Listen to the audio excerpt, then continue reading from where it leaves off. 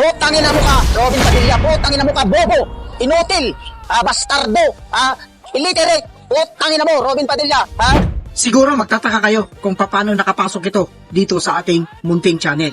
Mamaya malalaman natin kung sinong nagparating sa atin ito at kung bakit natin ito bibigyan ng reaksyon. Pero bago tayo magsimula rito, shoutout muna sa ating mga subscribers, mga viewers, elite viewers, at syempre pa yung ating mga sniper. At ang mga sniper na ayaw magpakilala, ibig sabihin yung mga silent sniper natin. Shoutout po sa inyong lahat. Pero bago pa yan, bati muna tayo ng isa. Magandang umaga po, Luzon, Visayas at Mindanao. At syempre pa sa mga kapatid natin, mga kababayan natin na nasa iba't ibang panig ng mundo. Magandang umaga, magandang tanghali, magandang hapon, magandang gabi po sa inyong lahat dyan. Kamusta na po kayo? Sana po nasa mabuti kayong kalagayan at sana po gabayan kayo ng ating Panginoong Diyos. Ngayon, eto na, balikan natin itong top-of na nakapasok nga dito sa ating bunting channel. Sapagkat mayroon nga tayong silent sniper kung tawagin na nag-send sa atin ng mensahe. Eto makikita ninyo dyan sa screen.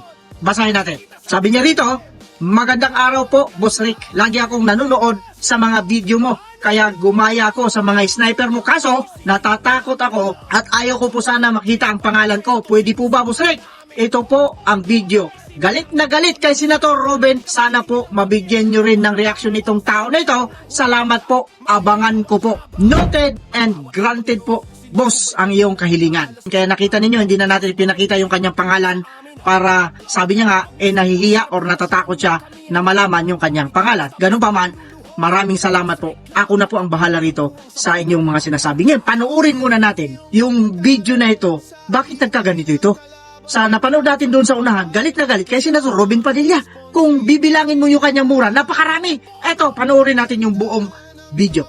Putangin na mo ka, Robin Padilla, putangin na mo ka, bobo, inutil, bastardo, illiterate, putangin na mo, Robin Padilla, mga pinagsasabi mo sa impeachment trial, putangin na ka, ay walang silbi, Ano yung pinagdadaldal mo dyan na anniversary ng mga CPP, NPA? Putangin na ka. Anong kinalaman yan sa impeachment trial ni Sara Duterte? Putangin na mo ka, Robin Padilla. Impeachment trial yan. Putangin na mo ka. Tapos sinasabi mo, ang anniversary ng mga NPA, tinatanong mo, sa testigo na taga-COA, commissioner ng COA yan, tapos tinatanong mo, ang anniversary ng mga CPP, NPA. Putangin na ka, Robin Padilla. Tapos sabihin mo na isa kang komunista. Putangin na mo, bobo. Putangin na mo ka.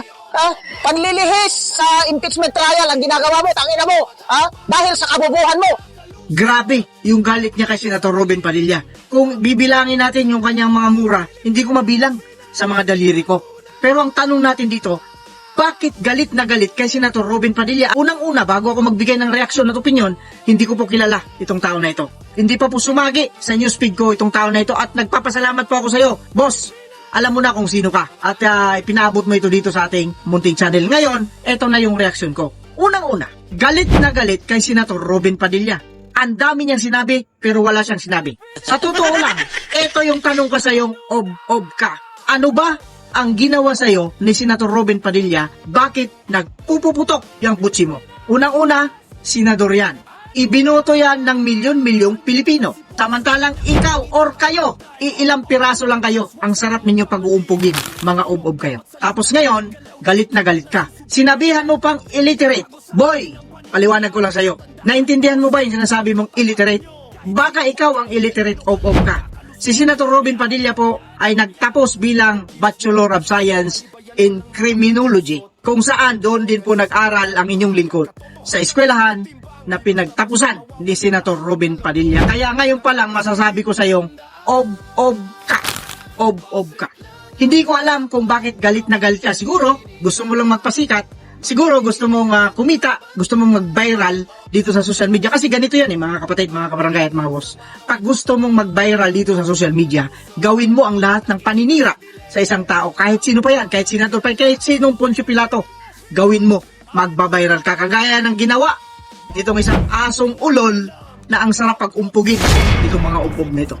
Ganyan sila kadesperado sa buhay. Ganyan sila kadesperado para makamit yung kanilang gusto dito sa lupa. Gusto nilang isanla yung kanilang mga kaluluwa kay Satanas para lang magkamal ng salapi at kung ano pa man yan. Eto masasabi ko sa iyong ob ka. Galit na galit ka kay Senator Rodante Marcoleta samantalang milyon-milyong Pilipino ang humahanga dyan at isa na si Boss Rick na humahanga dyan. Noon pa man, Kahit artista pa lang yan, saludo na tayo dyan. At ngayon nga, naging senador, saludo pa rin tayo. Bakit? Nawala ang isang Senator Rodante Marcoleta dyan sa Senado, pero may isang tumayo na kagaya ni Senator Ruben Padilla. Ikaw, ob ka, isa kang surot. Surot ka lang, boy. Isa kang surot. Ang sarap mong tirisin.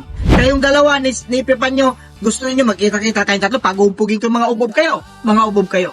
Alam ko, mukhang nakikita ko ito, tinitignan ko yung video nito eh. Parang naka-uniforme ito ng security guard na nagtatakip lang ng kanya. Siguro, nagtakip ng kanya jacket, siguro, yung mga kasamahan nito, nabuburyong na rin sa'yo. Kasi yung pagbablog mo, nagtatago ka na rin. Siguro nandun sa basement ito, kung gumagawa ng vlog ito. Or, nandun ito sa kanyang security office na walang tao, siya lang mag-isa. Natutulog na yung mga kasama niya or nagrurubing, nagbabantay, doon siya nakakakuha ng pagkakataon para mag-vlog. Kaya, eto ngayon, nakapasok ka na dito sa ating munting channel. Oh, sikat ka na, boy. Sikat ka na. Ha?